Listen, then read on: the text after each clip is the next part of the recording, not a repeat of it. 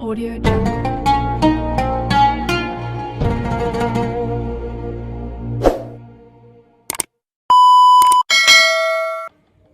Assalamualaikum warahmatullahi wabarakatuh. Alhamdulillahil qail. A'udzu billahi minasy syaithanir rajim. Bismillahirrahmanirrahim. Inna a'tainakal kautsar. Fasholli li rabbika wanhar. Inna syani'aka huwal abtar. Sesungguhnya kami telah memberimu Muhammad nikmat yang banyak, maka salatlah karena Tuhanmu dan sembelihlah kurban. Sesungguhnya orang yang membencimu itulah yang terputus rahmat dari Allah Subhanahu wa Ta'ala. Jadi pembahasan kali ini tentang kurban dengan hewan betina. Jadi disepakati ulama bahwa kurban itu min bahimatil an'am, yaitu hewan ternak. Ya, hewan ternak itu unta, sapi ya, termasuk bakor itu ya, kerbau ya. Kemudian kambing, domba. Jadi hewan kurban itu unta segala jenis ya, kemudian sapi termasuk kerbau ya segala jenisnya, kambing, domba juga segala jenis, itu yang disyariatkan ya. Kemudian yang menjadi persoalan, bolehkah kita kurban dengan hewan betina ya, karena di kampung-kampung itu masih dianggap tidak boleh kurban dengan hewan betina itu ya. Kurban itu harus dengan hewan yang bertanduk gitu ya. Ya tentu bertanduk itu ya kebanyakan jantan yang besar, yang gemuk ya.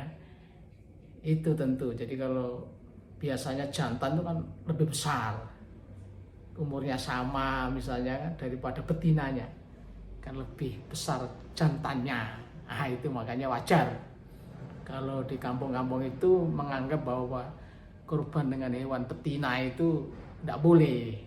Sesungguhnya secara syar'i itu boleh-boleh aja, dan itu para fuqaha sepakat bahwa kurban itu dengan jantan betina boleh saja, tidak ada ikhtilaf di kalangan mereka. Karena memang ada hadis mengenai akikoh ya, dan akikoh itu kan syarat-syaratnya sama dengan kurban.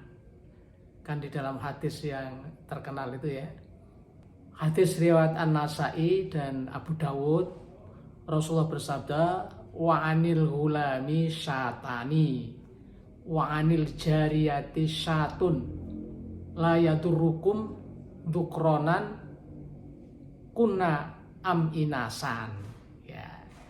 Jadi untuk anak laki-laki itu akikohnya 2 kambing begitu, dan untuk perempuan 1 kambing ya. Kamu boleh memilih jantan atau betina, dan dari nas-nas yang lain. Jadi itu sepakat secara syar'i bahwa kurban dengan betina itu boleh ya, apalagi yang gemuk. Istilah orang di satu majer yang sudah tidak produktif tapi gemuk, itu bagus itu ya, sama dengan jantan ya.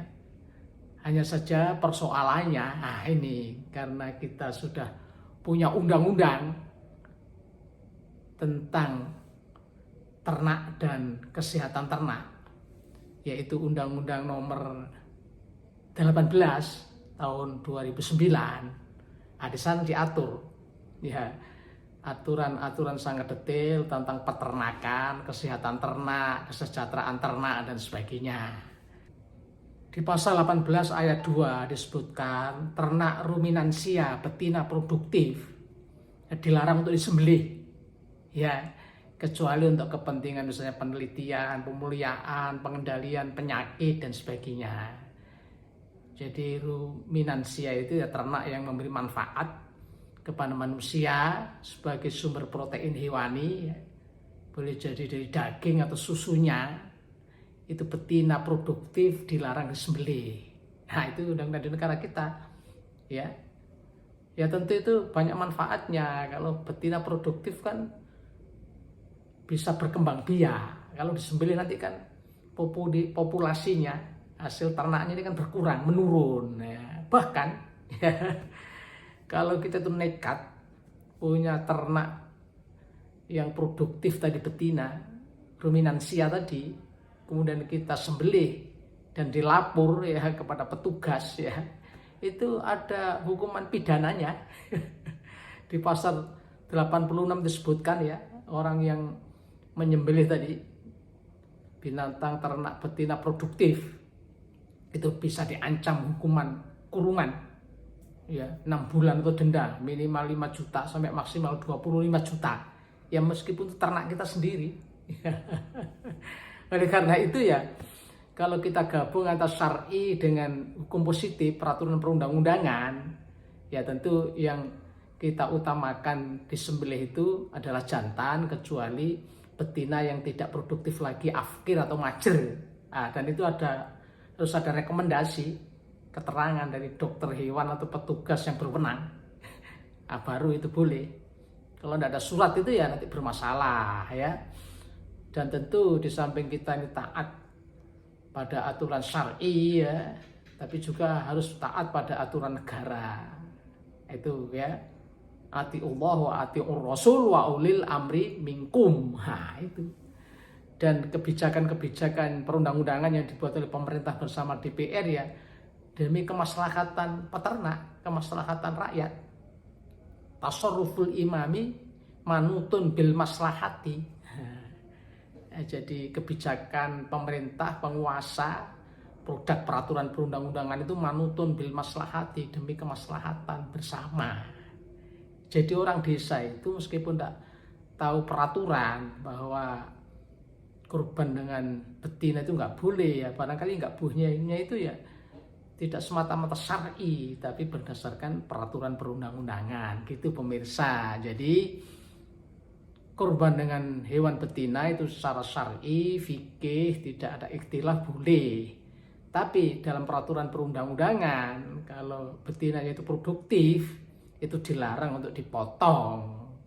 Ya, itu pemirsa. Saya kira jelas ya terhadap persoalan ini, menjadi gamblang kalau kita hubungkan antara syar'i, fikih dan peraturan perundang-undangan. Begitu pemirsa. Jadi hati-hati pemirsa. Kurban dengan hewan ternak betina bisa berbuah malapetaka, masuk bui. Assalamualaikum warahmatullahi wabarakatuh.